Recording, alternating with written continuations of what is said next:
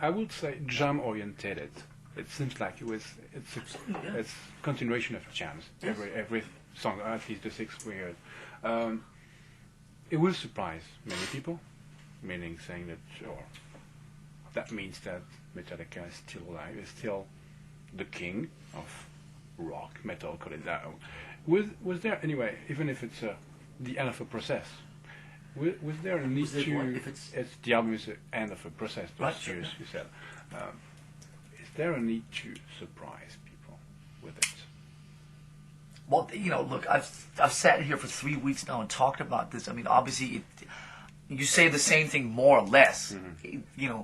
Everybody's like, it's going to be a big surprise. I've lived with this Metallica for 6 months. It's not a surprise to me. Mm-hmm. I have to remember, it hit me. A guy from Denmark, he sat right there. He goes, "This is very different than the Symphony album." I go, yeah, no shit. It's very different than the Symphony. It's sort of like, well, the last thing that people have heard from Metallica is this fucking Symphony album. I've been living with that for the last 6 months. I'm already thinking about the album with Rob Trujillo. Do you know what I mean? So it's of course when you guys come into our little clubhouse and say these great things and so on and get the responses, yeah. But I have to get in the mindset of you guys. Was there a need to surprise? Not initially. Maybe as the year went on. You might have heard the story. I'll give you. Basically what happened. We wrote just songs and songs and songs. No idea where it was going. Just every day show up, dance different things and different sounds and different things. And all of a sudden, and starting in the late summer, early spring, late summer, early fall. August, September. It just every week it got a little heavier and a little faster. And then in October, Bob Rock said, "Okay, we've got 35 songs, give or take. On Monday morning, show up with a list of the 15 songs you want to continue to work on. Which are the next 15? Which are the 15 to go to the next level?" And then we showed up, and the only songs we could agree on, the only songs we all four had on our list, were the 4 songs that were faster than the other stuff. Everything else, we had this thing and this jam and this ballad and this Seagull Rose thing and this, all this crazy shit. It was like, well, fuck, if this is what we're feeling, maybe we should, do some more. So we kind of started pointing the album more, so okay, now we do some more fast things. It was really fun.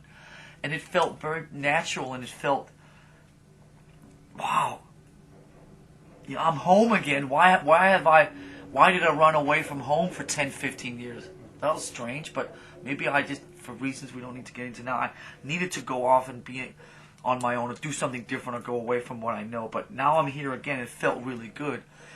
And as November, December, January, it's like, okay, fine, sure.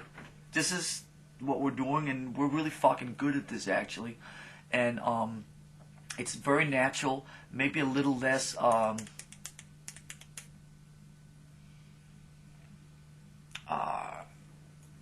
little less what's the right word?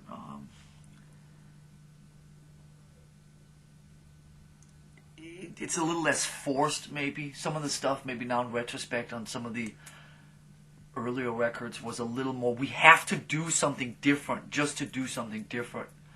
And so this was maybe a little less forced in that direction. And I guess as the last couple of months, I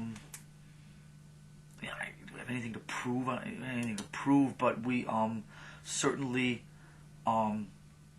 it's quite it's pretty fun to see people's reactions. Okay, it's pretty fun. Mm-hmm. It's pretty fun too. And so I'm happy that people are reacting the way, because I think one of the things that people are reacting to is that I think that people are reacting to you know, the one thing that was really important for us to try and do with this record, like we talked about before, was to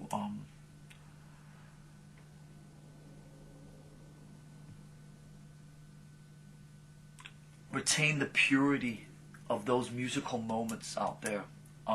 Most of the previous records, the studio has been a place. The studio has been a place of execution. The studio has not been a very creative place. It has been a place where you go and work. You execute something that you have created somewhere else. This is the first time where I think that there's been moments. This record is a collection of moments. Mm-hmm. And I'm really proud of that, and I'm very, very fearful. All through the process, I've really only started realizing or started not being fearful in the last couple of weeks. Because I've always been fearful that at some point we are going to chicken out, we're going to pussy out, and we're going to start fixing some of those moments. We're going to start cleaning them up, and we're going to start taking some of the weird noises out. We're going to start putting things into the computer and do auto-tune. And we haven't. Mm-hmm. And I'm very, very proud of that. And that was really essential. And that's that people really react to that. And I am quite I can see now that how was it you phrased it? You said is this thing about surprising. To me, this record is a combination of two things. A combination of the speed and the aggressive and all this type of stuff, but it's also the rawness. You could have the music with the Black Album sound, and it would be a completely different thing. I think people are very reacting to the feel, the sound, the rawness, those moments.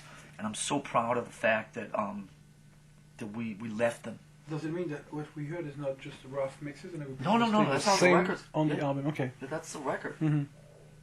Okay. Are those 6 tracks anyway a faithful representation of the whole album? Yes, absolutely. Or does it mean that there will be at least 1 or 2 songs more radio friendly? No. Or it's all that. Mm-hmm. 75 minutes of that. So what does it mean? I could play you the other 5 or 6. It's. I mean, to me, what I tried to do, which I've never, it was just try to it's about this all the time. Every 4 or 8 bars, something changes, and you have all those moments out from the floor that you put together and do this. And so most of the songs have and then lighter part. That's what makes those moments. But there's not a ballad, or there's no a radio friendly No. I mean, it's 75 minutes of that. If I played you the rest of them, it's just all that. Basically. Does it mean you don't care of the commercial side of it? People have started pointing that out to me in the last couple of weeks. I guess, yeah. I haven't really thought much about it.